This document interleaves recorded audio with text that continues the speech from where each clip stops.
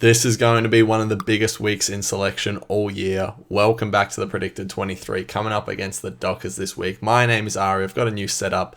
I've just moved, looking a bit bleak right now. I'll have to try and make it a bit more interesting sometime soon. But before we get into it, we want to hear from you. Do you disagree, agree with the takes, the team that I'm about to pick? Let us know in the comments. We love the engagement. Let's quickly go over last week. Didn't get a lot right as I predicted I would, as I wouldn't.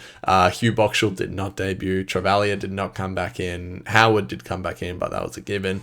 Jones stayed in the side. Ryan Burns stayed in the side. Ari Showmaker obviously made room for Howard. So 1 out of 3 there. Henry, of course, ended up coming out, which some people expected. I was a bit surprised by. And Kilda came into the side to add some height to that forward line. So this is a tough week to predict, but I will say I'm not expecting a massive swing of the axe from Ross, but there's certainly going to have to be some changes. I just don't think it's going to take a lot for like a true swinging of the axe. Maybe this is the week that happens. I just don't see it quite coming yet. Maybe if we lose by a big margin again, this week would be next. But Ross, I think is fairly level-headed. Doesn't want to make too many changes to the side week to week. So it's going to be a very, very tough week to pick. A lot of players that could potentially go out. A couple different names that could come in. So I'll give my best shot.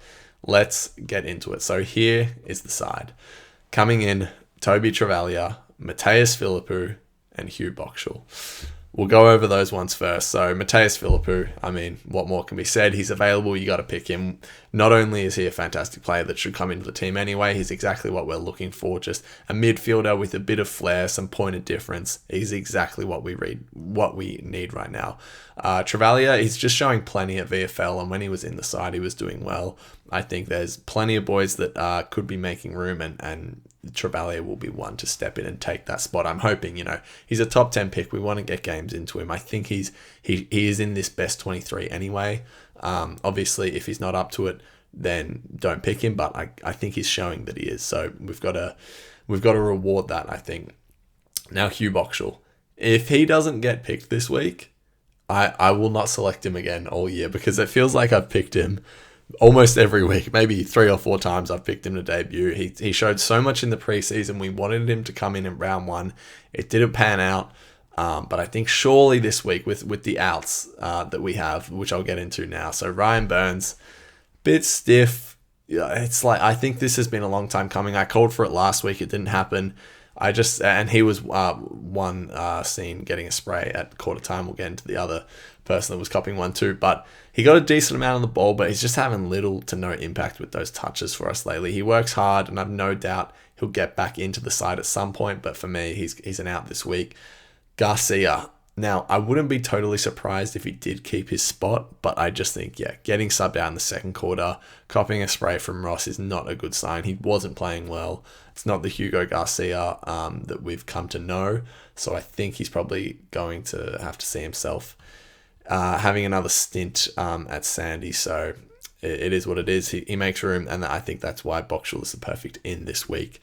Let's hope that comes to be, and Mason Wood is out, of course, with concussion, so that selection has already been made. Let's talk about who is in contention this week. Hunter Clark, he's a test.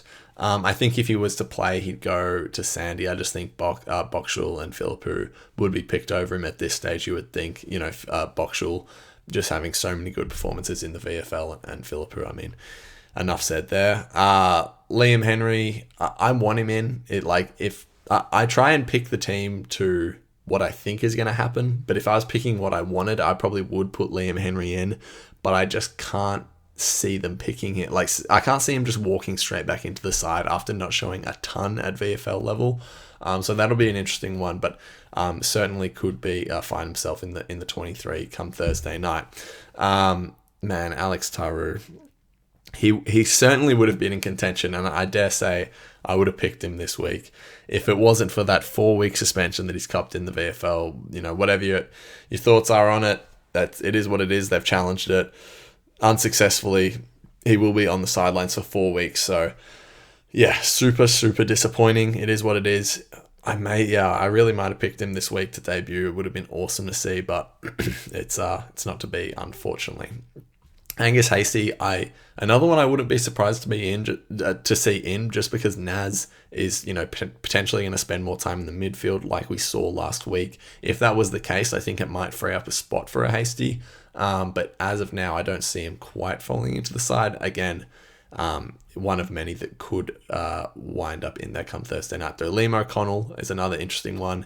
He's doing okay at Sandy, but I could see him being like a surprise in that no one really sees coming. But just because I think Ross loves him and we look good with him in the side, bar that Adelaide game, obviously. But he played well in the win against Geelong, probably the best we've played all year. So maybe he could be a shock in. I mean, Ari Schoenmaker is just always knocking on the door. Strong VFL form. Probably not room for him this week. The case for him would be that with Mason Wood coming out, we need some height. Maybe Caminiti goes forward and Schoenmaker goes back, but I don't see that happening this week, but you never know. And Jack Carroll probably won't come in, but back playing at Sandy and had some really strong games in there earlier in the year.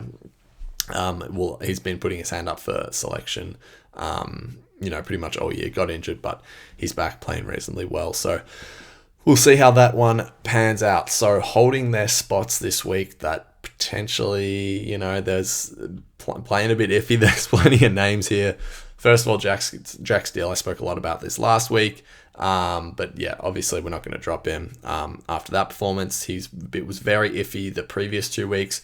This week, people are still sort of giving him a hard time. I thought, was he great? No, but he was definitely improved and was pretty good. And we got to remember, we're holding him to a much higher standard than some of the other players on the list. And, if he was compared to everyone else who played on Saturday, he was probably one of the better players without having a great game. But Jack Steele holds his spot. Darcy Wilson played better, but certainly still on watch. I'm not totally convinced with him. I mean, he had some seriously, I don't know how to put it, but some not great moments. I'll keep it family friendly. The one in particular where just looking completely panicked, ball in hand after taking a mark, played on, got caught holding the ball by the player on the mark. So anyway, I think he holds his spot. He's one of Ross's favourites, we know, but yeah, he is definitely still on watch.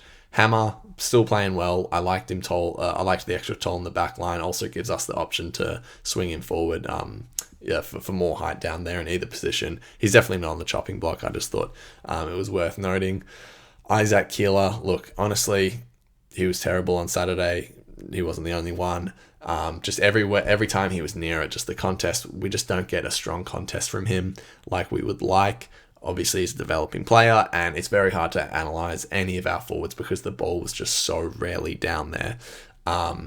So, you can sort of give him that excuse this week. But on top of that, he's very lucky. Mason Wood getting injured, so I think we just simply need the height for structural reasons. He will hold that spot, I predict, but wouldn't be too surprised to see him out either.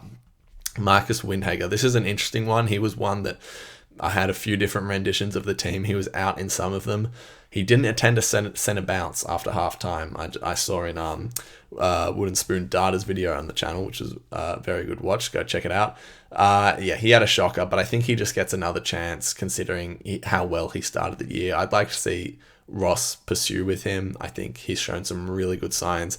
If he performs that way again, I'd be dropping him, but as of now, probably gets one more chance.